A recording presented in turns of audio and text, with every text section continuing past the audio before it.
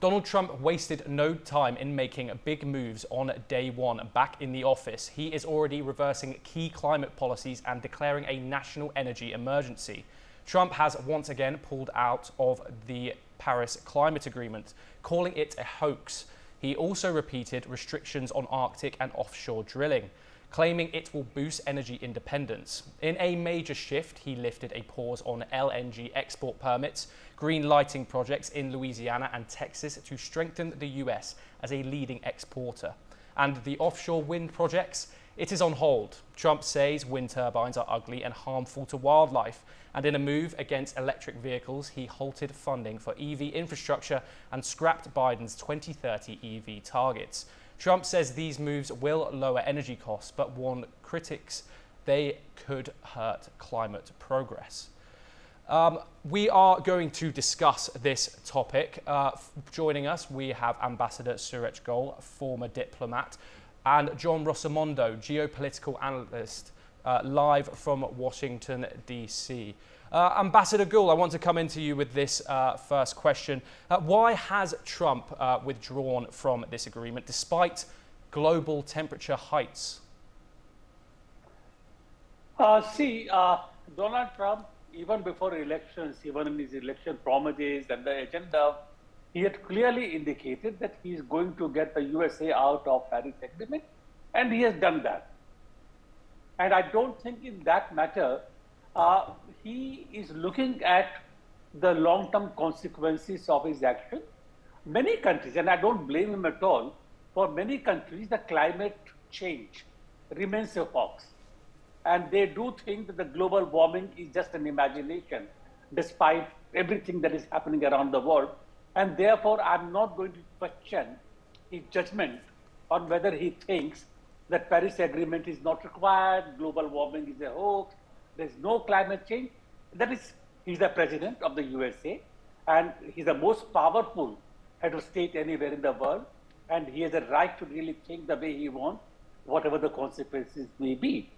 But for me, the basic questions really come that can you have a policy on energy which is so fickle that it changes from one president to the other?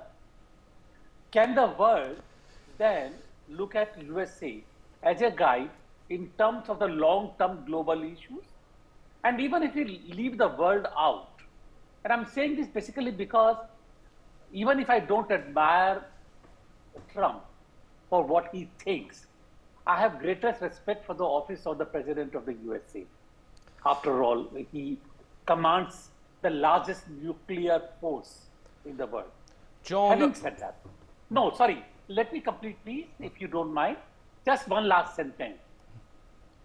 The point is, he has not stopped to think of the consequences of the energy emergency policy on the American own industry. Elon Musk is heavily invested in the electrical vehicles. I wonder what will happen to Elon Musk in it. Yes. John Rossimondo, I want to bring in that exact word, consequences. What are the consequences that will unfurl after Trump has made this decision? The US, after all, is a lead in emitting fossil fuel. Well, let's put it this way. The Paris Climate Accord has been shown by its own admission to be something that will have a negligible impact on global climate.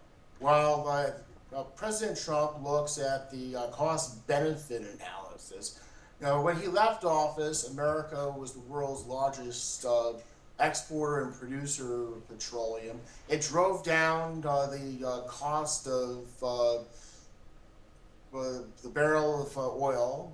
And also, when Joe Biden came in and got back in the climate accord and started cutting off things like the Keystone XL pipeline, it resulted in a growth in terms of prices per barrel, which helped Vladimir Putin and gave him the ability to invade Ukraine. So if you want to hurt Vladimir Putin, you're going to want the U.S. to be a net increase in terms of its energy output. Ambassador Gul, I want to go back to a character that you mentioned prior. Elon Musk, he is obviously a big advocate for clean energy, creates electric vehicles. What do you think he thinks about all this? I'm quite certain that Elon Musk, who as it is facing a huge challenge from China in auto sector, and not from China, but basically because China has established a huge automobile sector in Mexico, and they are sending vehicles across the border into the USA. So Elon Musk is not going to be quite happy with this decision. But anyway, that is Elon Musk's thinking and what the President Trump thinks. But the point really here is that this kind of a decision is going to shake not only the USA and Elon Musk's position within the Trump administration. Vivek Ramaswamy has left already. Whether Elon Musk will stay or not, because the fact is that Trump is his own man. He is very, very decisive, and he will not countenance any challenge to his personal power in the administration, whether it is Elon Musk or anybody else. So he will not. Elon Musk will have to really see how he faces the challenges afterwards. But the point really here is that you take a decision and that you are going to create not just a basically energy situation, but a price competitiveness across the globe. Do you think the countries in the Middle East, Saudi Arabia, who basically drew back on their own production because of the climate change, if America comes into the market with their own production, with the prices being affected by the Saudi oil, how are they going to keep quiet?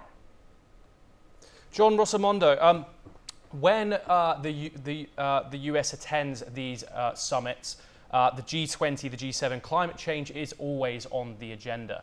What do you think that Donald Trump's, what agenda do you think Donald Trump will push at these events? Well, I think that President Trump will push an all-of-the-above approach to energy like he always has. I mean, the whole group thing of moving to so-called green energy benefits China, it benefits Russia. And these are the two major destabilizers of the global system right now.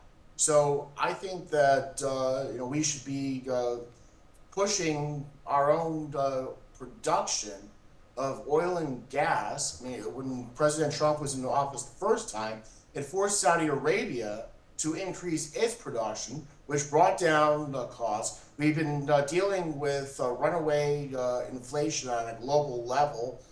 And I think that President Trump will take a strong leading stance in terms of how it deals with these other countries. Ambassador Gul, critics would say that America has witnessed firsthand the effects of climate change. You've obviously just had the Los Angeles fires, you've had hurricanes throughout America. Critics say that with the temperature going up, these disasters become more frequent. Why isn't Trump addressing this? Because I think for President Trump, the immediate priorities are not really what the climate change brings in terms of the rising temperature, fires, floods, etc., etc.